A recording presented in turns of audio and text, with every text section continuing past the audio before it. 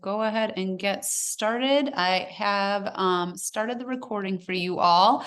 Just to introduce myself, my name is Dr. Jess Plaza. I am the interim director of MTSS and SEL. And then we also have our director of math joining us. Hello, I'm David Wartowski, and I am the director of math. Awesome. So a couple things. We're going to do our very best to monitor the chat as we're kind of going along. We might miss something. There will be a Q&A session at the end. And then I'm going to be sharing my screen throughout. We will post the recording and the slide deck to our district website for folks to access as well. For folks that need translation, I'm going to share my screen real quick. And get ready to present. On the screen, it shows you just what you need to do if you need captions available for you in another language. I'm going to turn the captions on in just a moment. Boom, boom, boom. There we go. I'm going to set the captions automatically on our screen to show up in Spanish. Unfortunately, our interpreter that's usually with us is out of town right now. So we'll have the captions on here in Spanish for folks. If you are wanting it in a different language, you are able to change that language on your screen. Or if you're signing in with a telephone, these are the instructions on how to access that on your phone, because it's a little bit more complicated. Move this up here. All right, we'll let the next couple of friends in, and then we are going to go ahead and get ourselves started.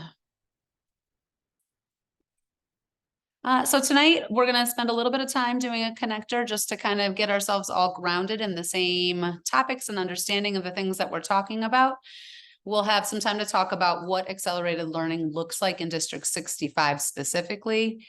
David will walk us through the alternate placement process, commonly referred to as grade skipping. And then, like I said, we'll have some time at the end to answer any questions that you might have. We'll do our best, like I said, to monitor that chat.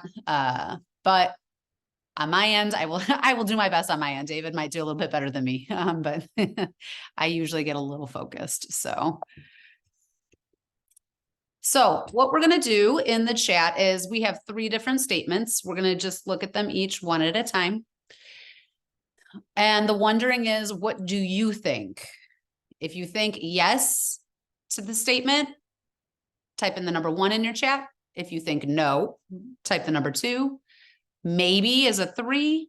And if you have no idea what I'm talking about, you just put a 4. We're just trying to kind of get a baseline of where folks are at so that we can make sure that we're all kind of on the same page.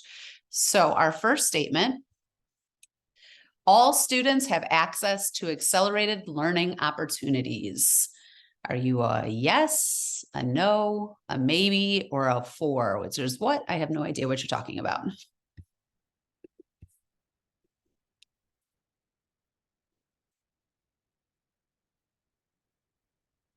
See lots of 3s. Couple 1s. So one of the things to make sure that you are all aware of is we do in all of our schools K-5 have a block of time dedicated in our schedules for.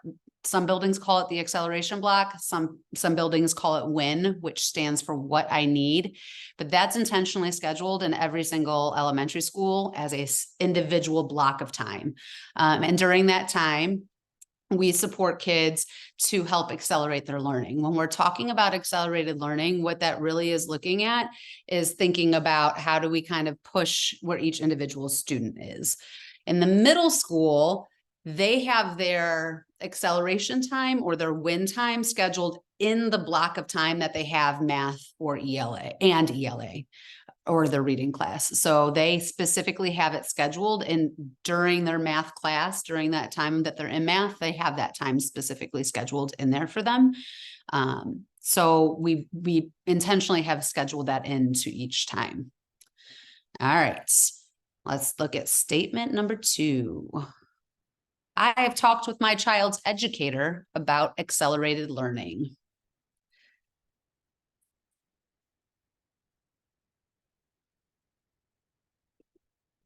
Going quick. Couple ones, mostly ones, a couple twos.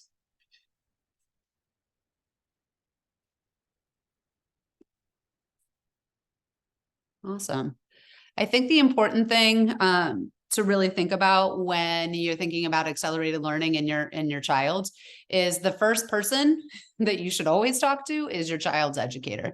They're the ones that spend a lot of time with them all day during the school day, and really thinking about what does that look like for my child in this space, and being able to have conversations with them is kind of your first stop. There are other people that you can partner with in the school, right? You can talk to your principal, you can talk to your assistant principal. Every building has an instructional coach.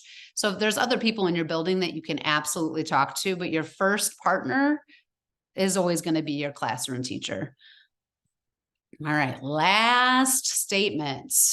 I know the process for alternate placements of students.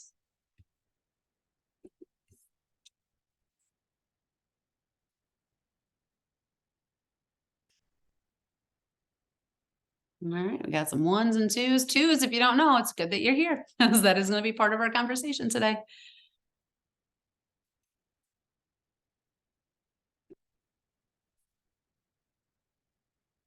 So when we're thinking about alternate placement, that's something David's going to be really digging into a little bit more for us in just a little bit.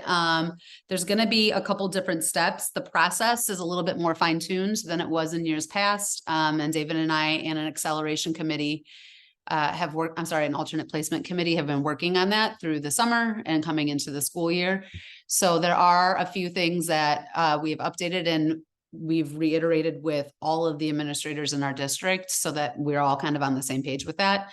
And so really kind of thinking about where some of those updates are and knowing exactly what your steps are to move forward is part of the goals that we have for tonight's time together.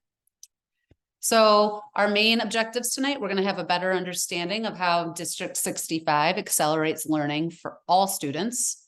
And then we will review the process for alternate placements, also known as grade skipping. So I want you to kind of take a minute. I kind of hinted at this already a little bit. I gave you a hint and I should have slowed myself down. But the question is really what we're wondering is, what does acceleration mean to you? What do you view as acceleration? And when you have a thought or an idea that you'd like to share, if you want to just drop that in the chat. And then we'll take a look at how acceleration is defined in District 65 based off of our policy.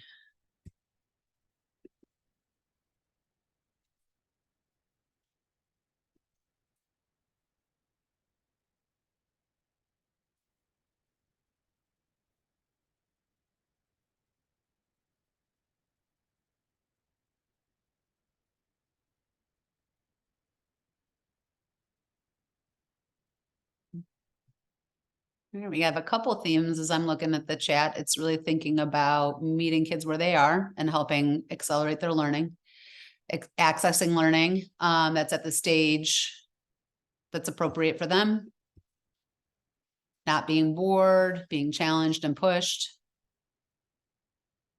Oh, I think Amanda might be a teacher. Pushing the zone of proximal development to speed up learning, which just means like what your level of learning is. And then once we know where that is, being able to continue to push your learning. We have a couple folks that say a grade level above, honors course, accelerated track.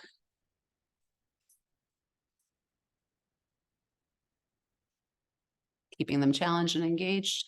Thank you. These are awesome definitions. So the definition that I'm about to show you is the definition that we actually have as a part of our board policy that aligns with how District 65 accelerates learning. Part of that will be a conversation about alternate placement. But acceleration is something that is a practice that is deserved by all kids. It's not just for some, it's for everybody. And then it's also taking a look at, excuse me. Typically, the way we provide it in classrooms is through grade level instruction and curriculum, through the use of different strategies, methods, and differentiated learning opportunities. Acceleration does not always mean you're a third grader and I'm teaching you fourth grade work. Acceleration can also mean I am helping you use critical thinking skills, going deeper within the learning that you have to make sure that you can go deep instead of wide, right? When we deeply know something, we're able to apply that in a multiple different contexts. And so really thinking about how can we provide that in your space. Alternate placement is absolutely an option that we have with that, but it's also thinking about not every child does alternate placement, but every child should and have access to accelerated learning in their spaces. So a couple different examples of things with what acceleration looks like in elementary school, and then we'll dig into middle school a little bit as well. There's definitely some overlap between math, literacy, science, and social studies. Differentiated groups, right? That space of where are you? Where do we need you to be? And how am I going to push you to get there? What are your next edges of growth? We have co-planning and creating enrichment and intervention plans. So intervention are, hey, you need some extra support. How can I support you? Enrichment is, hey, I noticed that you're ready for more difficult or higher level thinking activities, being able to provide those to you. Games are a huge way to help support higher order thinking. And then that win time or acceleration block, depending on what your school calls it, is available to all students. For science and social studies, a big component of this too is building a lot of background knowledge. A lot of the topics that we talk about in science and social studies, kids have familiarity with it, but they don't have a deep understanding and knowledge of what it actually means. And so helping build that. Science and social studies typically have a lot of open-ended activities and tasks and group work and different research projects that kind of go along with that. And so those are things that all allow us to kind of accelerate learning and figure out, okay, here's where you are. What supports do you need to kind of keep pushing you? For math, it looks a little bit different. I'm sorry, not math, middle school. Project-based learning in math. There is a program called ALEX, and I'm going to let our math expert, David, share a little bit more about that in a little bit. Taking a look at differentiation based on need, and then they have their win time or acceleration time built in. And literacy is pretty similar. Science and social studies is very similar to what we do in the elementary space. They actually have in science and social studies in middle school, they actually have a little bit more time every day dedicated to those two subject areas than the elementary space does as well. One important thing to note, in District 65, we already accelerate math for all students with all 8th graders taking algebra. That's an acceleration for all of our kids already that is not happening in other districts. All right. And oh no, I pushed the button too soon. I'm going to turn it over to David, and David's going to go ahead and share with us the next part about thinking about math specifically. All right. Thank you, Jess. So before I get started here, I just want to let you know that everything I'm about to show you can be found on our website. So that web address you see at the top of the screen is a go-to place, district65.net/acceleration. If you go to that, you'll then have to look for this section. It looks like this. You're going to scroll down and see where it says additional math-specific acceleration. So you don't need to read all the language on the screen right now. I'm just showing you that this is available for you after the session, obviously in addition to a recording of this session and the deck itself, which will both be posted online as well. But all you need to go is to this web address, then scroll down, see the section. And right now, I'm actually going to walk you through these options. And then if you wish, you can always go back to the website later and review them again. All right. So first of all, the first thing I want to point out is that for math, is that in addition to the grade level acceleration methods that Jess was just discussing, the middle school math program in particular accelerates learning even further using an accelerated curriculum that covers 4 years of learning in 3 years' time. So this is not a special program. It is simply what we have set up as the default pathway for all students. And it's what we've done for quite a number of years at this point. The way this accelerated pathway is created is by including high school Algebra 1 standards into our middle school curriculum during 8th grade. So over the years, we've worked closely with ETHS Math Department to ensure that our curriculum includes key standards from high school Algebra 1, which means that all D65 students are taught math through high school Algebra 1 by the time they graduate from D65. So this is more than what the Common Core expects for students to have learned by this time. And because of this curricular setup we have, ETHS has traditionally then placed students into geometry as freshmen, provided that they show algebra proficiency. In other words, that they learn what we taught.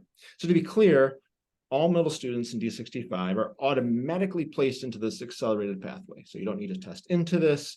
The accelerated pathway has been the default placement in Evanston for quite a while, and it continues to be so to this day, which means what your child needs to do is simply do well in class every year, meeting the expectations laid out by each math course, and then they're automatically on track for AP level courses in high school, which would start with geometry freshman year, as shown in this graphic here. So this is the standard pathway that you can see on the screen. It ends with algebra in D65 and then goes on to geometry in freshman year, and is typically ending with AP calculus during senior year. Now, again, this is assuming your child meets expectations in every course that they're taking along the way. Now, all of this that I just discussed and that you can see on the screen now is this typical path strategy. So historically, about 2/3 of students will follow a pathway very similar to this, starting with geometry freshman year. There are, however, 2 other general pathways that also exist in high school. So one is this. So is this to take algebra again freshman year? So these students take a path similar to what you see on the screen, which is equivalent to following the curricular pacing that is typically recommended by Common Core. Historically, about 20% of students will do this. And this is for a student who does not meet all the expectations by the end of middle school. Finally, another pathway is similar to what you see here at the bottom of the screen, which means that you'd be accelerating even more by taking Algebra 2 as a freshman rather than as a sophomore.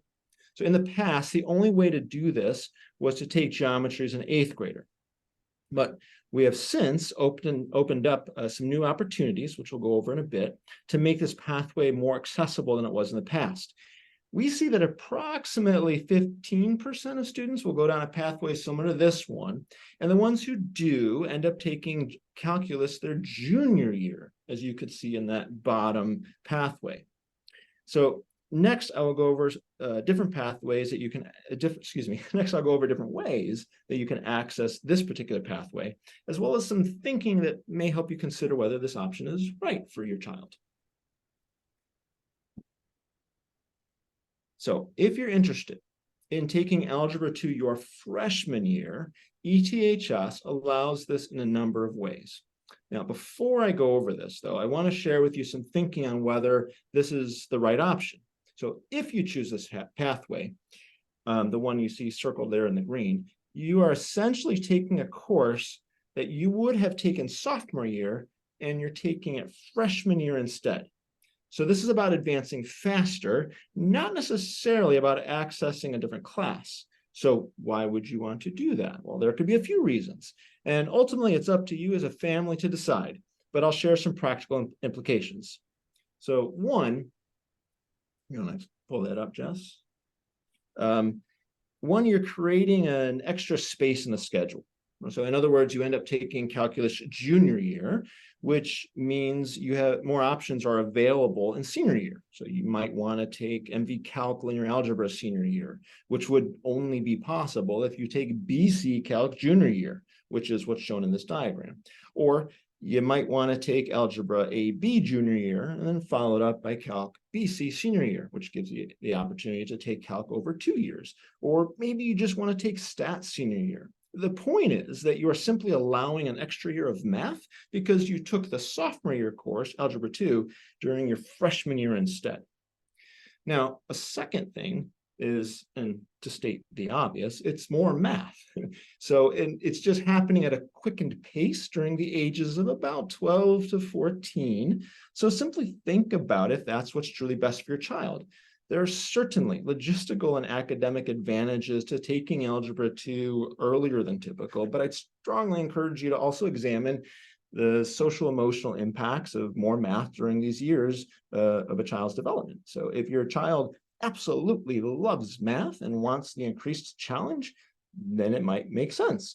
But if they are on the fence and they're feeling a bit pushed, you might want to pause and reconsider.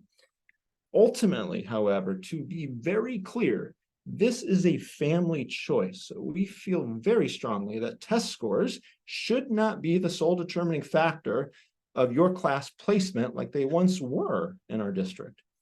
Instead, think about your goals and the options available, and then choose what is best for your child. So once I go over these options, if any feel right for your child, then I would highly recommend having a family discussion with your middle schooler to discuss whether they want to go this route. And the good news is that you don't need to test into it. Back in 2019, we were testing fifth graders and telling them based on test scores whether or not they were a fit for this track.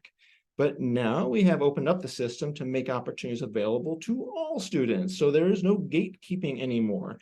And for most of these options, it's not something you really need to decide until 7th or even 8th grade. So the point is, if you want to follow this pathway of Algebra 2 in your freshman year, you can, but it's critically important that you understand what you are signing up for and whether it's what you really want. And by you, I mean your kid. So with that in mind, let's go over how you can access this particular pathway. So currently, ETHS offers the following options. Number 1 is summer geometry. So ETHS this year began offering a high school geometry course during the summer prior to freshman year. Students who completed this course successfully were then allowed to take Algebra 2 as freshmen. So this course is maintained and offered by ETHS and not D65, but I got to say we're really excited that they offer this opportunity for students. And looking at the data from this first year of offering implementation, they reported that 67 kids took advantage of the course, which allowed them to then take Algebra 2 as freshmen. So if you are interested in this option, look to ETHS for future offerings of that same summer course. Number 2, independent study in school. Students have the option to study geometry on their own. So we've been finding that the most popular option to do that is through us by signing up for an online self-paced, self-directed learning program called ALEX. If a student is highly motivated, and I must stress this, they're already meeting all of the course expectations first, then teachers can enroll a student in ALEX. So this means that they can take a high school geometry course at their own pace and in their own time. They can work on it during win time, that what I need time that Jess was referring to, provided that they complete all course requirements first, including the deeper dives that are available during win time. And they can also work on it in their own time. So we have students who spend their evenings and weekends working on ALEX. It's really up to the student's own drive. ETHS's math department has agreed to then acknowledge successful completion of this geometry course via ALEX as a means to then take Algebra 2 as a freshman. You do not get credit for taking the course, but you are placed in the next class, which is Algebra 2, allowing you to access this pathway. And of course, you still get, your credit throughout high school for all the courses you take there. If you're interested in this option, please have your child talk to their math teacher, assuming that they are in middle school. Third option would be independent study other. So if you don't like ALEKS, but you wish to learn independently in some other way, that is also acceptable. There are some ideas posted on our website that you can access. And if you follow this option, you just got to make sure you contact the ETHS math department chair first for approval ahead of time. If you skip this step, you can't be sure that ETHS is going to recognize the work that you did. So please do that if this is interesting to you. Fourth, an option can be dual enrollment during freshman year. So this would mean that you're taking geometry and algebra 2 at the same time during your freshman year. This allows you to take a year-long approach to both subjects, which can be taken at the same time, but this would take away an elective and is clearly a lot of math all at one time. So this is not our most recommended option, as students ideally really should be enjoying an elective freshman year to expand their experiences. But this may be an option for some families if some of the other options listed just don't pan out for you, and yet following this pathway is really that important. So if you're interested in this option of dual enrollment, again, I'd highly recommend that you connect with ETHS math chair ahead of time to discuss whether that is best for your child. Finally, a way to get into this, to access this, is grade skipping. So this is the only option that actually requires testing and a pretty thorough evaluation, which we'll get into in just a moment. All right, so before passing it back to Jess, I want to walk through the process, who will walk us through the process for grade skipping. I wanted to address some understandings regarding how middle school program has shifted over the past few years. So all of the options that I just went through, with the exception of grade skipping, are relatively new. So they have been put in place since the pandemic. Prior to the pandemic, in 2019, these options did not exist. There were only two ways at that time to take Algebra 2 freshman year. Grade skipping was one of the methods, but the most common way, and we got rid of this, was to take a course in 6th grade that we called Math 6-7. So there are a few reasons we got rid of it, but the primary reason was that it was ineffective. I bring this up because there have been some reports and some misunderstandings that D65 quote unquote got rid of acceleration, but the only thing that was ever removed was this particular course Math 6-7. And you can see that we've actually added additional opportunities for acceleration. Removing Math 6-7 turned out to be a good decision, and let me show you why. So back in 2019, we were seeing some pretty low growth rates in Math 6 overall, which you can see in this chart. If you look on the left in the blue, that's showing you on the far left in grade 6, we had less than 50% of students making expected gains. Now you want to see at least 50%, like typically 50% of your kids are meeting expected gains. We're happy to report that the percent of students making expected gains has gone up in 6th grade and 7th grade, and we haven't dropped in 8th grade. That's maintaining quite strong. Anything above that green line means we have above average growth. And it's important to look at this data, though, across ability level as well. So if we can pull that up. So here, let me make sure I can see this at the same time that you can.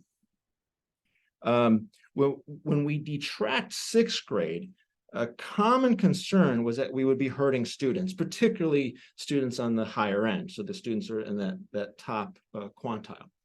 So, but what we see instead is that a rising tide has raised all ships. So you can see here that growth rates are higher across ability levels. So, and in particular, those students on the highest end, this top 20th percentile, you can see we've been watching that in particular, that's on the far right, anyone between the 81st and 99th percentile. It shows up as 81 to 100 on the screen, but really only goes up to 99. We wanted to make sure that those students weren't getting hurt. Now, those students on the far right, where you see the 81 to 100, those are the students who back in 2019, they were taking Math 6-7. Last year, for comparison, they were taking just our Math 6 with the updated curriculum, and you can see that we actually saw a slight uptick in their growth rates. So their growth rates improved based on our new setup when compared to before. So Acceleration is very much a part of what we are working on in the district, and replacing the Math 6-7 course with a new DTRAC system is showing strong results, and we want to continue monitoring the impact, making adjustments as necessary over time to ensure that we are growing and providing opportunities for all our students. Sorry, I left that one part too, that not only did we, since the pandemic, with the Math 6 course, we not only shifted the curriculum materials, but we also put in that win time that Jess talked about. So really amping up our ability to accelerate while staying in grade level. So it's also important, you can see on the bottom there in the blue, to note some context here. Not only make changes with our curriculum, but we've also made it through a pandemic along with the rest of the world. And the impact of that pandemic on learning has been widely studied.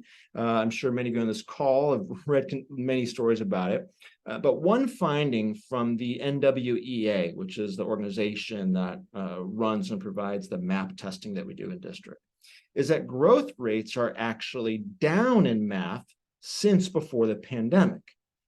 So not only nationwide has attainment dropped, but they're finding that there's actually a national trend that the growth rate of middle school and high school is lower post-COVID than before. So this is some sobering news.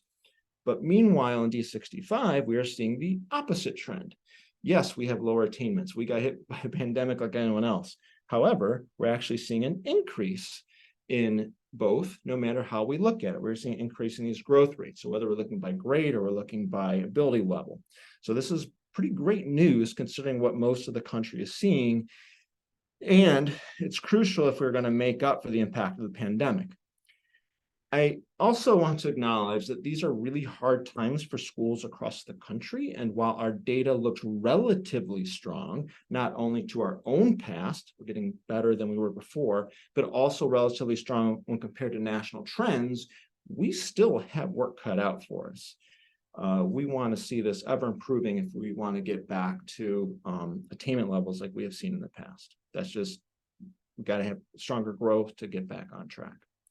So in addition, I also want to name that we are seeing a more representation, a more representative enrollment in those higher level classes I was talking about. So that Algebra 2 freshman year pathway. In the past, we were seeing each year that only about 3 or 4 Black and Latinx students ended up taking Algebra 2 during their freshman year. But now in this new system, ETHS reported that 17 Black and Latinx students ended up taking Algebra 2 this year as freshmen. So that's an uptick of about 500%, which we're really happy to see. And I would offer that it's a great reminder to all of us that equity is not a zero-sum game. We can carry out our work in a way that truly benefits all students. All right, so with all of that, and I can see some things going on in the chat, so I'll read that through as Jess is talking, but I'll hand it back to Jess. Thank you, David. So one of the things I did see in the chat was a question about elementary.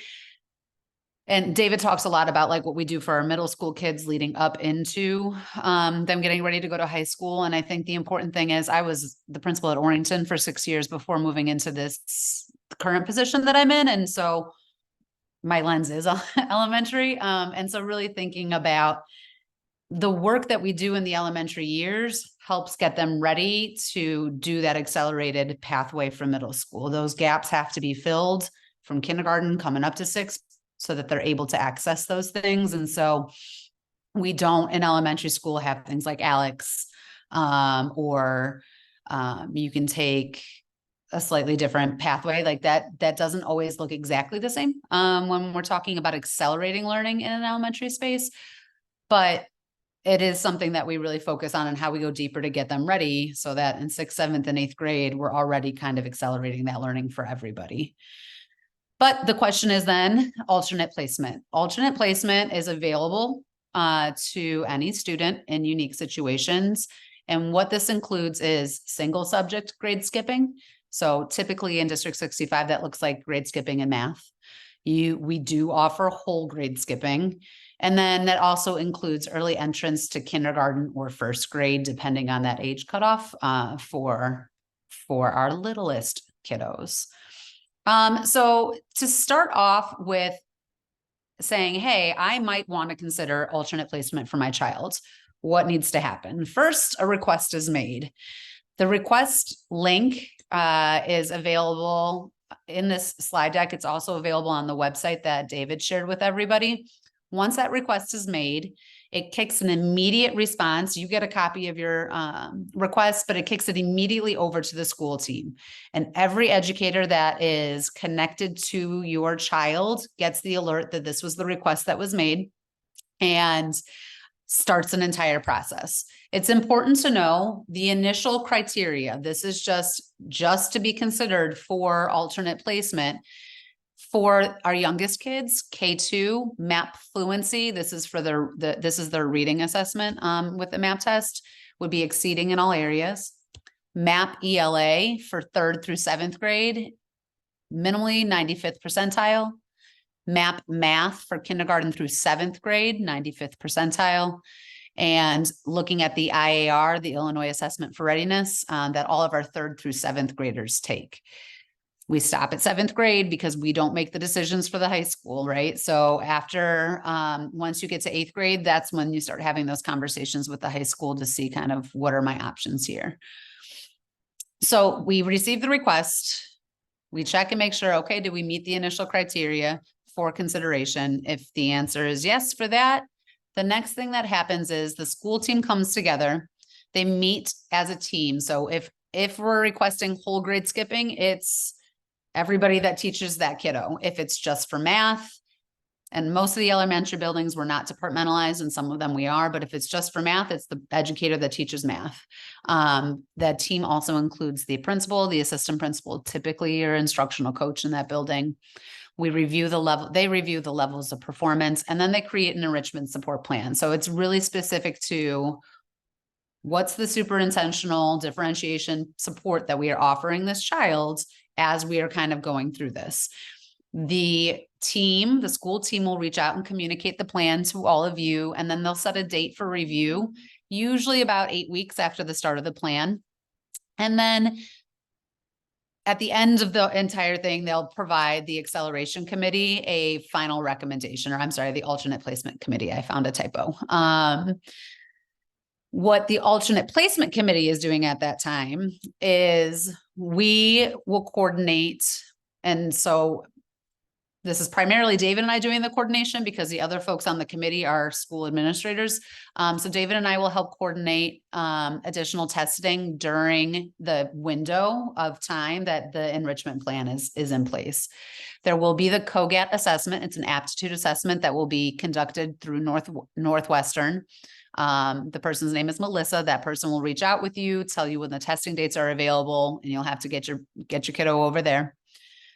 We'll have the BESS assessment, which is a social emotional assessment, just kind of making sure like, hey, is your child able to handle something like this? Sometimes academically, no problems. Socially, emotionally, it turns into a little bit different ballgame for some of our friends.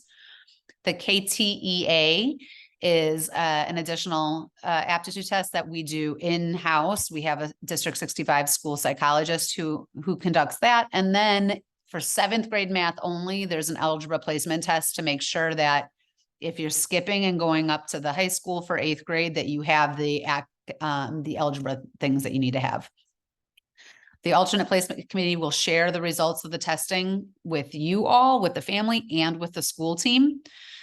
The goal is to get all of this done in like an 8 to 10 week space so that we're all kind of working together in tandem. And then we will review the final recommendation from the school. We'll review the final information from all of the assessments that we've done.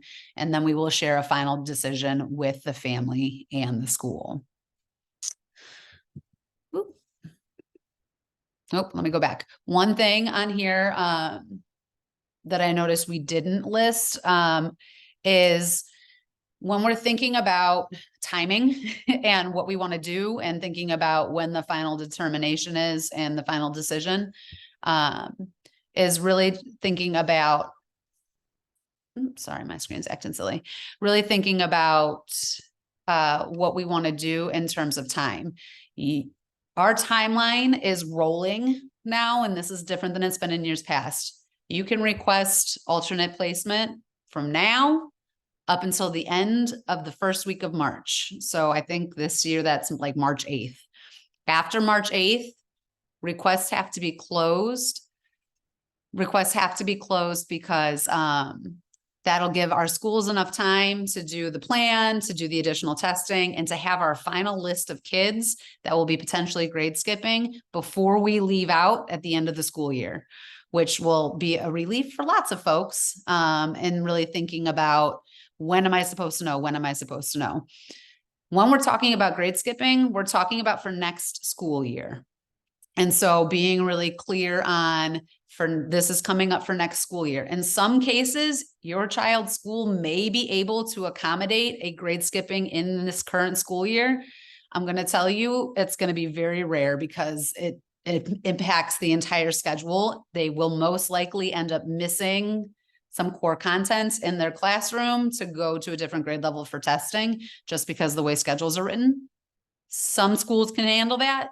Some might not be able to. So majority of people we're talking about, if we make this request now, we will support acceleration and do what we need to at their grade level this year, then they would grade skip the following year. I think that was it. So now we got some time for some questions and answers. I know there were a couple questions in the chat. I don't know if David, you've been looking at those. I've been scanning through them. So there's, I don't necessarily go in order here. Most of the questions, there's a lot around Alex. So I'll try to answer a number of those questions sort of together. So it is, that part is the newest part. We had for a while, we had the ability to do independent study, but for some almost obvious equity reasons, like to say, oh, you can just go out and learn this, like, didn't seem right. So we want to make sure that we had an option available for students that was embedded somehow within the school. So we did a field test back in the spring, and now based on that, we had a lot of great feedback at the time, and we brought it in this fall as an option. So with that, some of you were asking, like, are there more licenses? I heard that ran out, and my teacher's not totally clear on what to do. Like, so a little bit of patience with us. It's new to all of us. So if licenses occasionally run out, we buy more and we make those available. Sometimes that does take a week, as much as 2, depending on how things are going. But we are working hard to make sure that when a student requests, that we get that in place. If you run into a situation where your teacher doesn't exactly know what to do, that makes sense because it's new to them. So just give them some grace and know that they can reach out to me if they have questions about that. And also in terms of timing, because it's self-paced, please don't be concerned if, hey, I request it now, and it takes up to 2 weeks, let's say, to get the license. Like, they've got time on their side. Someone asked about the deadline. The point is, you want to have it finished before you start high school, right? So you need to have proof of finishing the content in order to go in Algebra 2. So sort of your worst case scenario is that you don't finish this by the time you get into fall of freshman year, in which case you don't have evidence that you finished it, right? So you would have to take geometry because you haven't taken it yet. So if it were me, I would shoot to finish it by the end of 8th grade year, because then you're done. So that's what I'd be aiming for. You can have if your child's already doing this, or they're going to do it soon, you can have them share with you their progress. So they get pretty clear reporting. It gets sent to you as well.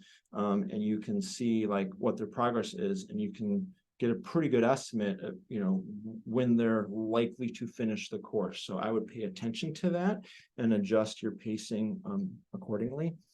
In a worst case scenario where, like, you're almost done at the end of 8th grade year, but you got a little left to go, like, reach out to me. We're human beings. Like, you still have that summertime and we can work with you to extend the license. But I would shoot for the end of 8th grade.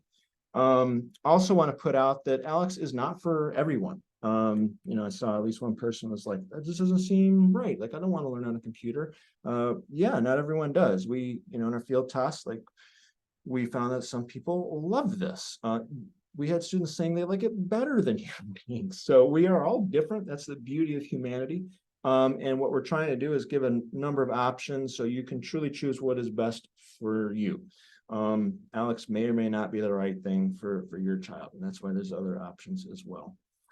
K5 was asked about, and I think just touched on this. The main thing to know is, right, that there's an acceleration block that exists within a K5 time, and all students go to that within the grade level at the same time. If you have more questions, please chime in the chat. Someone asked about the pathway. This, what I called that typical pathway that requires no testing, no alternate placement, just the standard, like starting, finishing 8th grade well, you know, showing you've met, you know, you can do all the things you were taught, in which case you would then go on to geometry. That ends with calculus, and it could be Calc BC. So someone asked about that. Is it Calc AB or Calc BC? The answer is it depends. If you're doing really, really well every year, and you're taking advanced algebra 2 honors your freshman year, and you're going on to earn honors along the way, and you're loving math, then by all means you could go from AP pre-calc junior year onto AP Calc BC as a senior. But that's like down the future. So that Calc BC is accessible by taking geometry freshman year. It just means you would go straight to it from AP pre-calc. If you go through AP pre-calc as a junior and say, you know what, I like math, but not this much. This is overwhelming me. I want to be in YAMO. I want to do other things. Like, you know, Calc AB is a great choice, and you're still taking AP Calc. Can I jump in for a couple, David? Yeah, please. All right, cool. One of the ones I love the SEL question because that's my other that's my other jam, my other job. So I think a big piece of it with the middle schools that a lot of the elementary principals have been trying to work really hard. A 5th grader coming to the middle school is hard. 5th graders are not the same as 6th graders, 7th graders, and 8th graders. And so we spend a lot of time partnering as elementary principals with the middle school principals to try to figure out, like, how can we make sure that our 5th graders that are coming up to 6th grade math are able to get to know where they need to go, find a friend, be able to have some opportunities to integrate and participate and really feel like, okay, I'm part of this middle school, but I know I'm also going back to my elementary school. And at the elementary level, really thinking about, like, okay, they're coming back and how, like, their day started differently than everybody else. And so that's something that I've been spending a lot of time talking to folks about and really thinking about, like, we've got to be able to be mindful of how they navigate both spaces and giving them the tools, and then also having conversations with kids, because kids are not always nice, right? Like having conversations with kids about, like, hey, listen, this is their path, this is your path, and being able to help navigate that piece. Another question that was in here was, if they test in once and they say, yep, we're grade skipping, once they've passed the test and they've done, they just keep moving along. You don't have to retest every year. Kind of what David said, like, hey, if we start to feel like this is a little overwhelming, we can always say, hey, let's talk about this. Do we want to keep pushing ahead? Do we want to say, hey, you know what, maybe not the best pathway for my child? Totally flexible in that one, right? Just because you're in doesn't mean you have to stay in. But once you're in, you don't have to go through the retesting piece. And then another question here was asking about twice exceptional kids. And I appreciate that question too, because I agree, Zoom testing, especially for certain friends, is not great. So we've been working with Melissa at Northwestern. First, to make twice exceptional means they may have some additional supports or services that they need. So if your child has an IEP or a 504, we have been working with Northwestern to let them know, here are the accommodations that are part of their IEP or 504 for additional testing, so that they can make sure that those accommodations are met for the COGAT. It's easier in District 65 because it's a District 65 school psychologist. So they're able to pull up the child's information and make sure that we're following what those requirements are based on their IEP or in their 504. So we've been working on tightening that up so that we can make sure that just because you have something additional does not eliminate your option or opportunity to be able to access this opportunity. How do we know what our kids need when they're in middle school? Yes, I can cover a few if you want to read Yeah. why. Okay. I don't think we hit the one about 94th percentile. You can see on the website we've posted just based on looking at the past few years of data, MAP turns out to be a decent screener of how likely a student is to meet the to meet the expectations put forth for grade skipping. And so students below, they're getting below a 95th percentile have close to 0% chance based on historical data. So that's where that 95th score comes from. Again, it's a screener. The question about Alex in 8th grade versus earlier, we certainly have some 7th graders are doing Alex. That is totally fine. We don't have any 6th graders yet, but that could be an option too. They just have more time to work on it. I think I would recommend for most kids interested in that 8th or possibly 7th grade is the most logical time to start with that.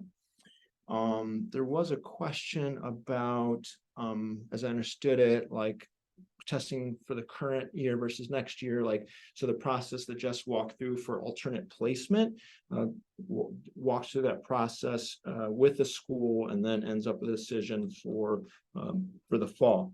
But also based on whatever that fall placement is going to be, accompanying that then is a plan from that decision point through the rest of the school year to make sure that we're meeting the needs. So for example, if I'm a current, let's say 3rd grader, and I'm going through the tests, the process to see if skipping math in 4th grade makes sense, so that when I'm in 4th grade, I take 5th grade math.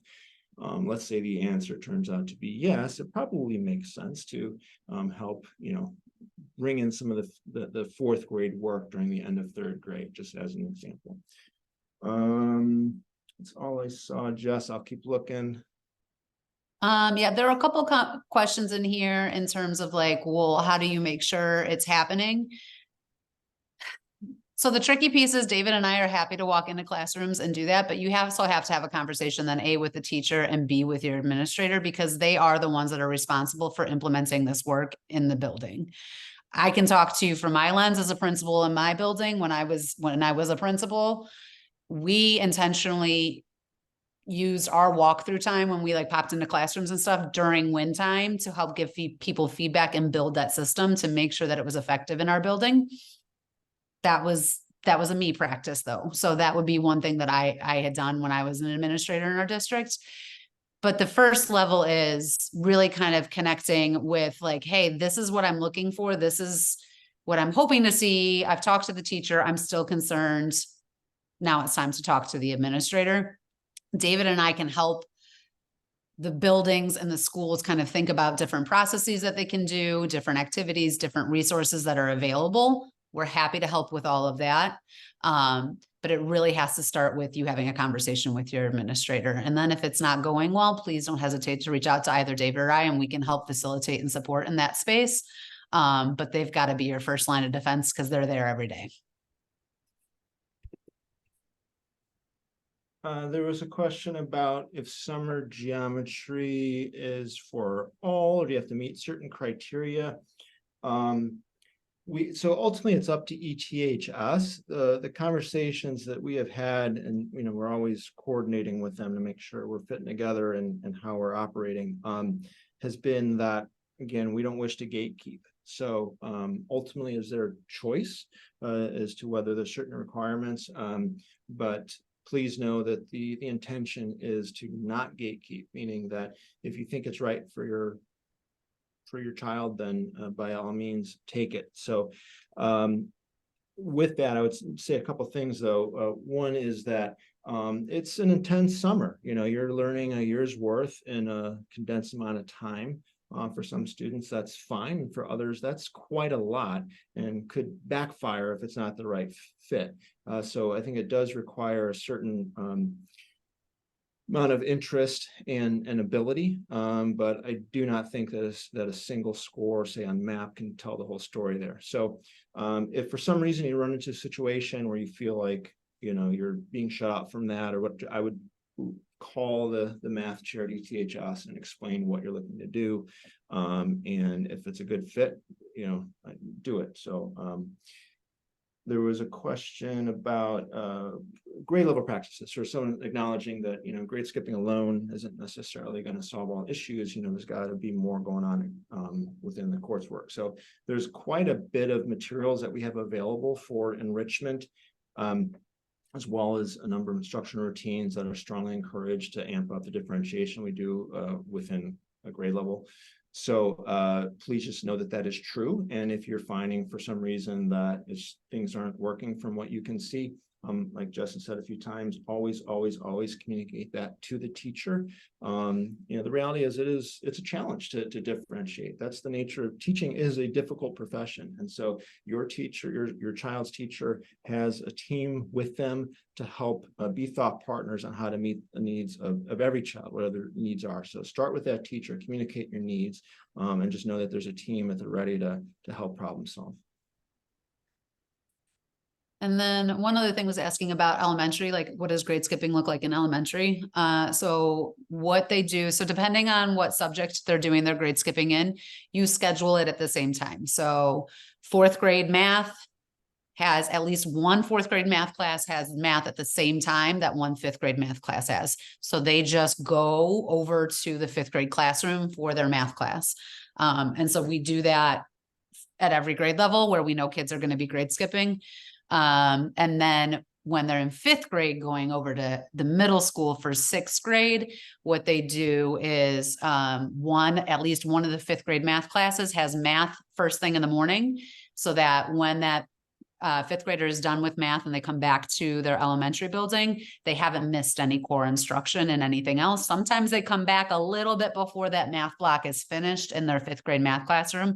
Most teachers just have them work on finishing up anything that they had from their math class that day. But the goal is really to keep it all tightly scheduled so the kids aren't missing time in any other space. And then there was one.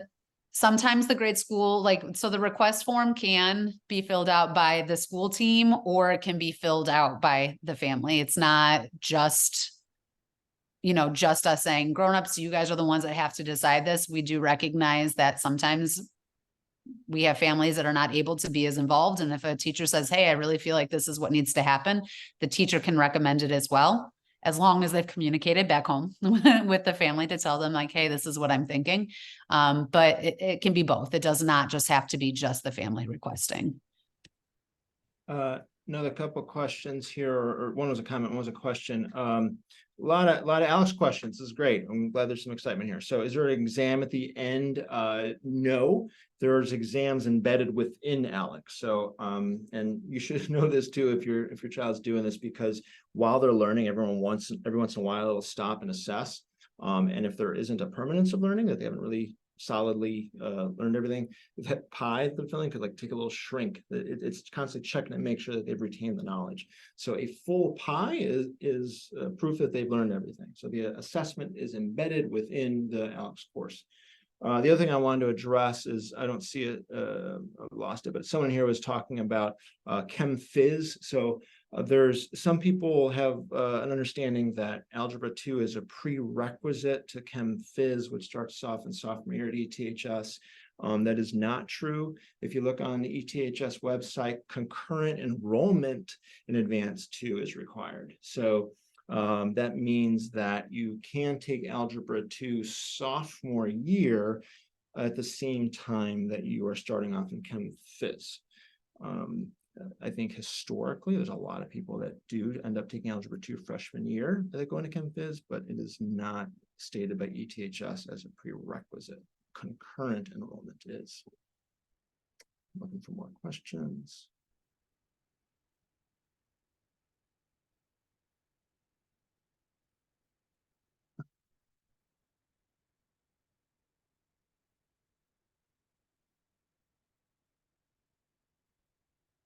I think we hit most of the. I think so too. So I would also stress, so we're at 7 o'clock.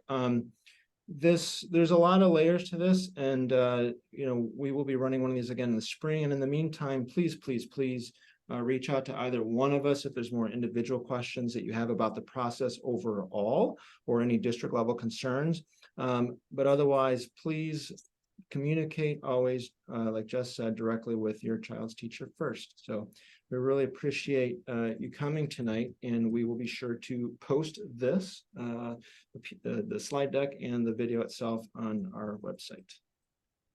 Yep, and I just added in our emails into the chat in case y'all need that, just last name, first initial for both of us. Have a wonderful evening, everybody. Thank you for coming. Good night.